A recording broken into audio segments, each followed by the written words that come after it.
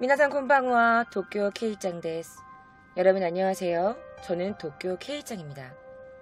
매주 금요일 밤 12시 아프리카 TV에서 기묘한 이야기와 위험한 조대를 격주로 시청하실 수 있습니다. 도쿄 K짱 즐겨찾기 하시면 생방송을 제 시간에 시청하실 수 있습니다. 자, 오늘 제가 가지고 온 이야기는요. 10대의 한 소녀가 저지른 끔찍한 일입니다. 오랜만에 돌아온 10대 사이코패스 살인마. 자, 그럼 지금부터 여러분들을 위험한 조대 속으로 초대합니다.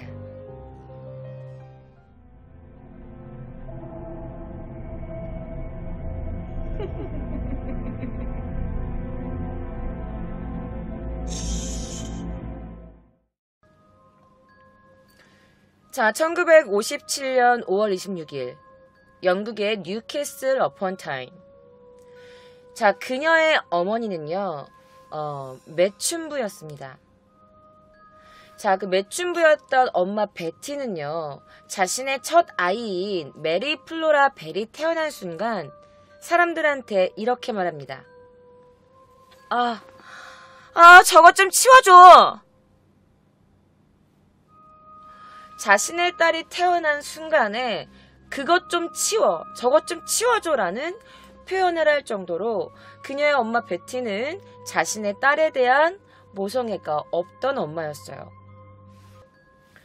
자, 그렇게 엄마의 사랑을 받지 못한 그녀가 10살이 되던 해 1968년 5월 11일 타가소에 있는 그 약간 모래밭에서 메리는 자신이 함께 놀던 친구들과 막 놀다가 갑자기 3살이었던 소년 노마를 확 밀어뜨립니다.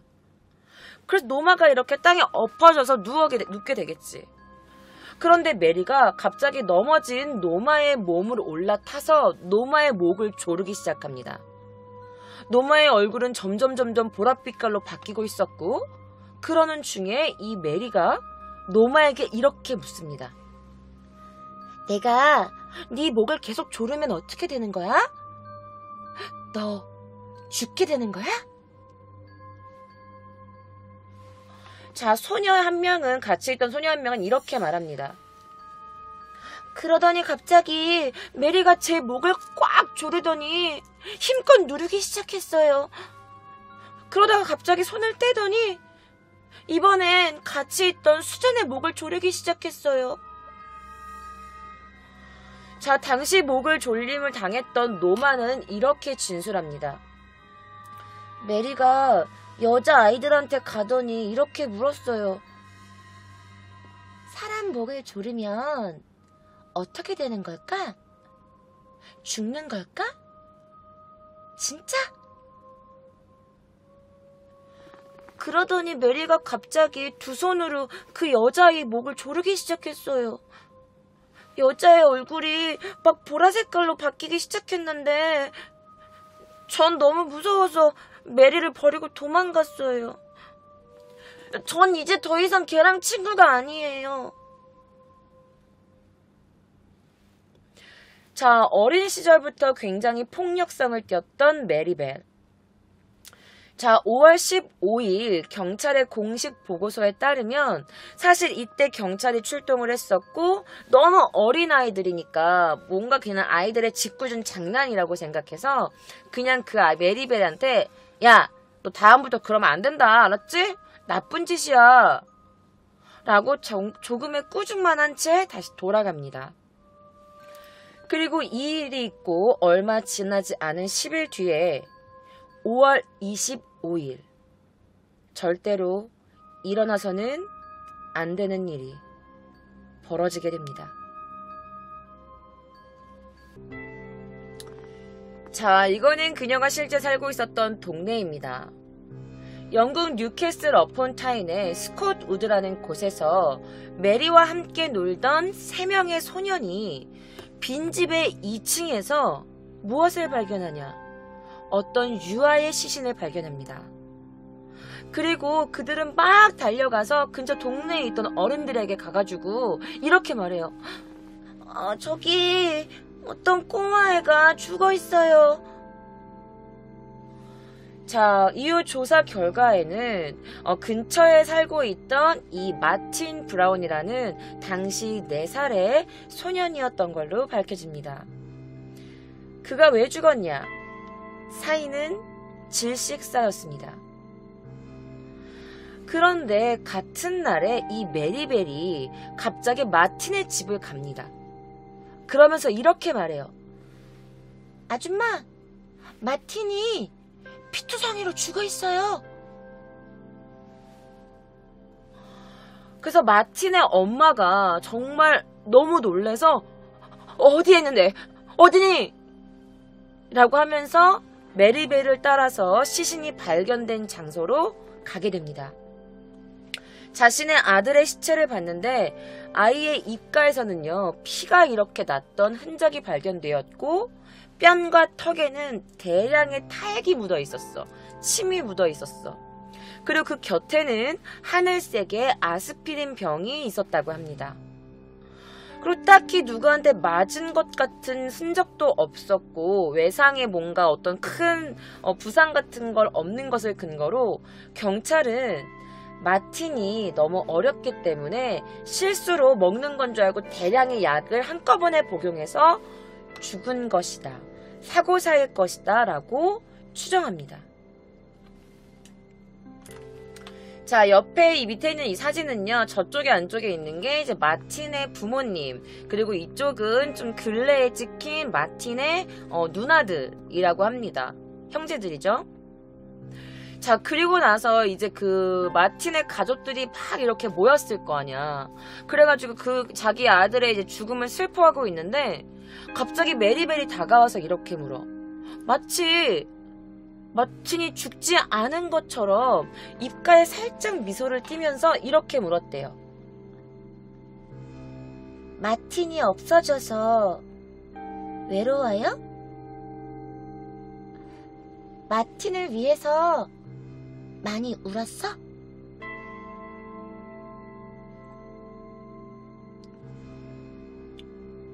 마틴의 가족들에게 다가가서 마틴이 없어서 외로워? 많이 울었어요? 라고 위로하는 것 같지 않은 이런 말들을 계속 물어봤었대.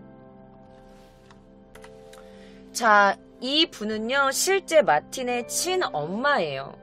친엄마고 이제 자신의 아들의 영정 사진을 이렇게 들고 있는 건데, 자, 그리고 나서 이제 마틴의 장례식이 열렸을 거 아니에요.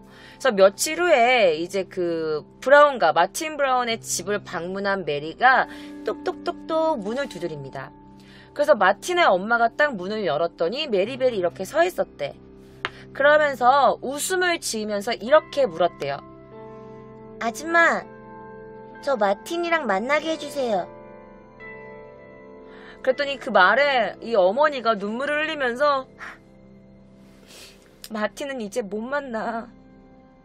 마틴은 죽었단다. 라고 대답하자 이 메리벨이 이렇게 말합니다. 죽은 건 알고 있어요. 난 그냥 관에 들어있는 마틴이 보고 싶어서 온 건데?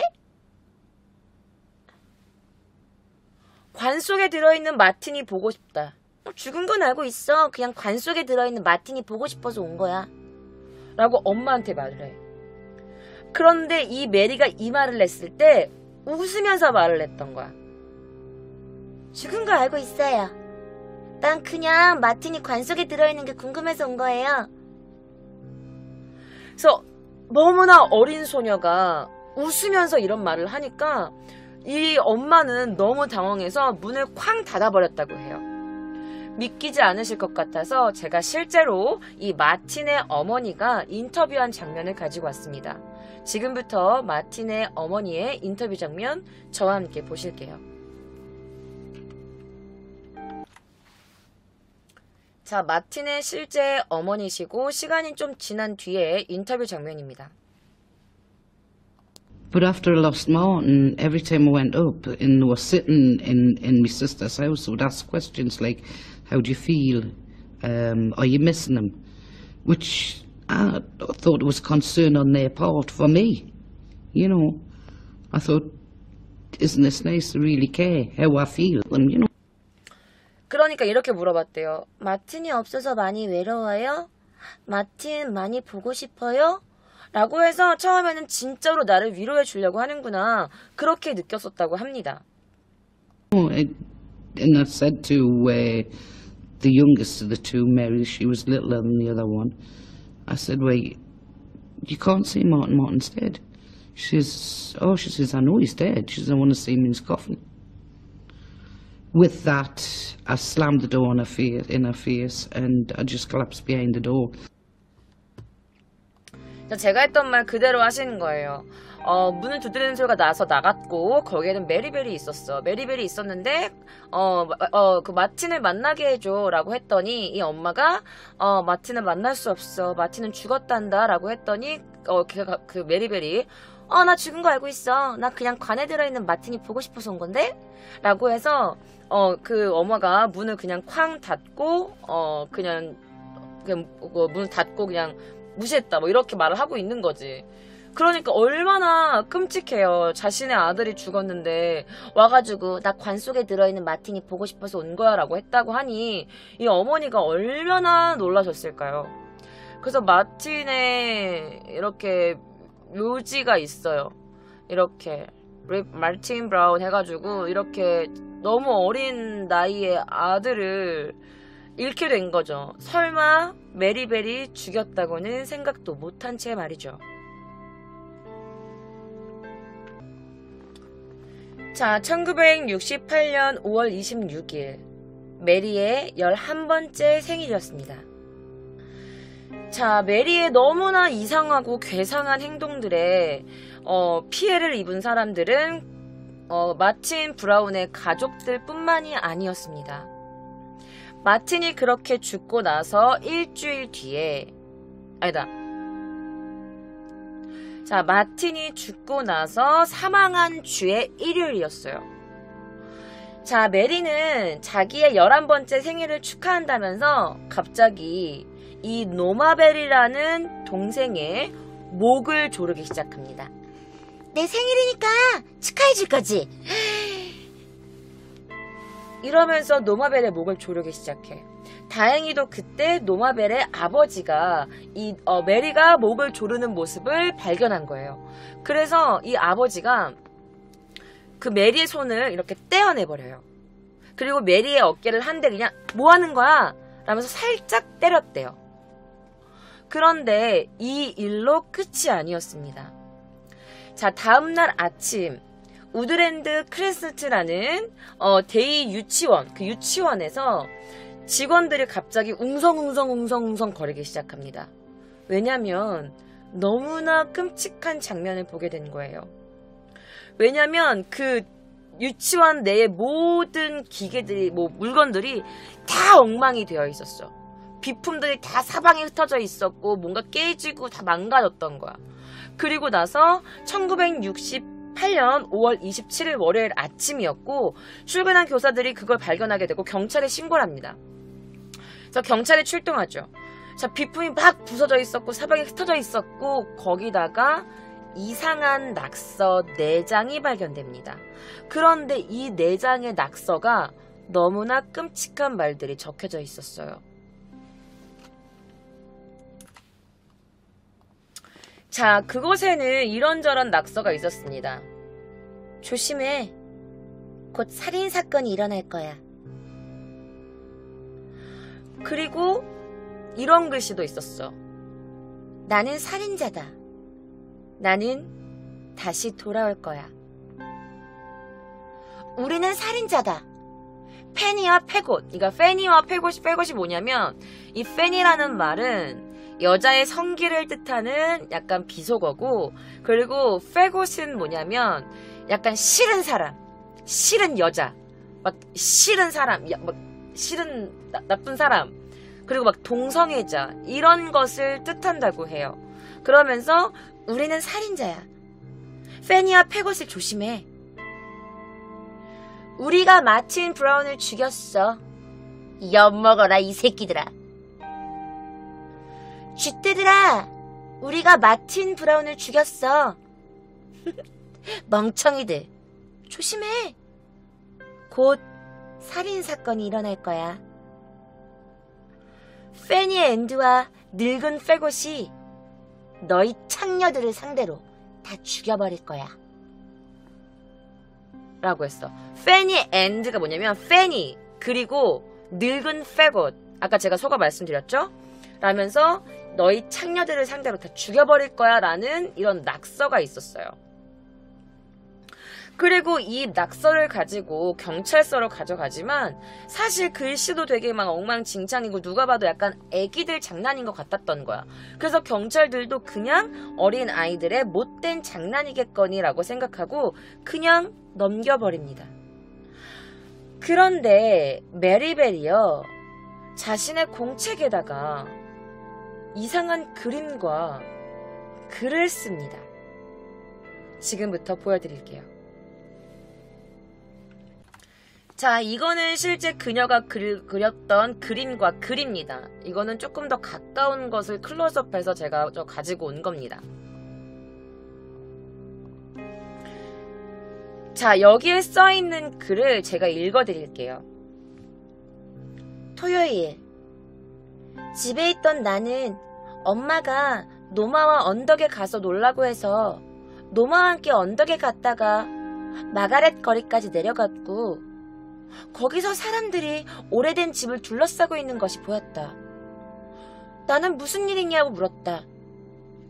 그리고 거기엔 남자아이 하나가 가만히 죽은 채 누워 있었다.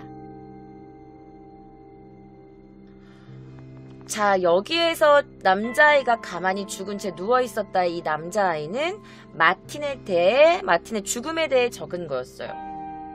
그리고 마틴의 죽음에 대해서 이렇게 그림까지 그리고 글은 적는 아이가 메리밖에 없었는데 교사들은 메리가 이 글을 쓰는 거 봤대요. 그럼에도 불구하고 이상하게 생각하지 않았어. 자, 그녀의 그림 속에 죽어있는 마틴의 곁에는요, 보시다시피 이렇게 태블릿이라고 써있는 이런 그 약병 같은 게 놓여있는 거를 그리기까지 했었어요. 그리고 경찰이 이 메모를 가지고 가서 그걸 확인했지만 경찰들도 설마 이 11살짜리 애가 애를 죽였겠어 라고 생각해서 그냥 짓궂은 장난이라고 생각하고 또 넘겨버립니다.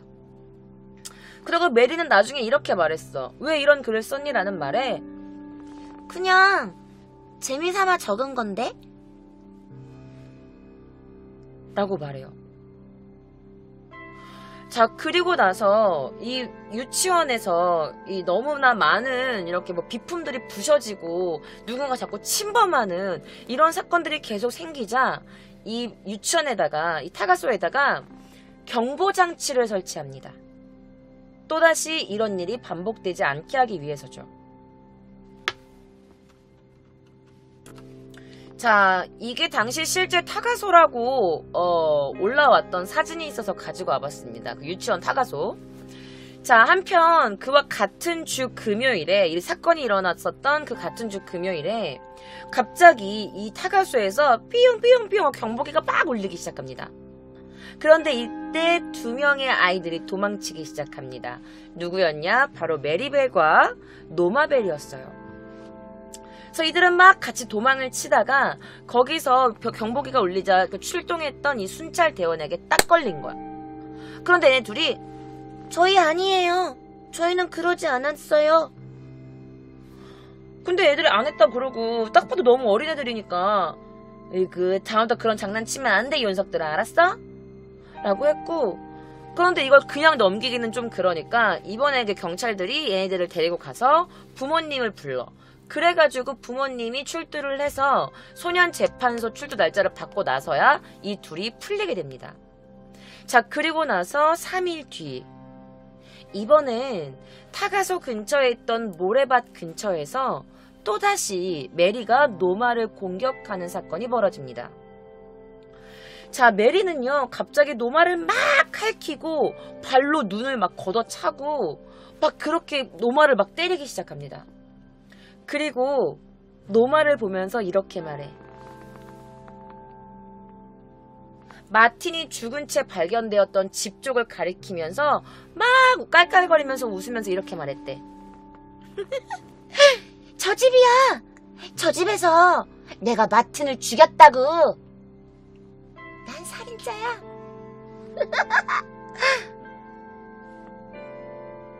마틴을 때리면서 막 자기가 저 집에서 마틴을 죽였다. 나는 살인자다. 막 웃으면서 엄청 괴롭혔대요. 그리고 메리가 워낙 평소에도 폭력적이었기 때문에 이 노마는 그냥 얘가 마틴을 죽였다고는 했는데 그냥 하는 말이겠지. 쟤도 약간 좀 또라이니까 라고 그냥 대수롭지 않게 생각하고 그때는 그냥 넘겼다고 해요. 그러나 과연 그게 단순한 허풍이었을까요?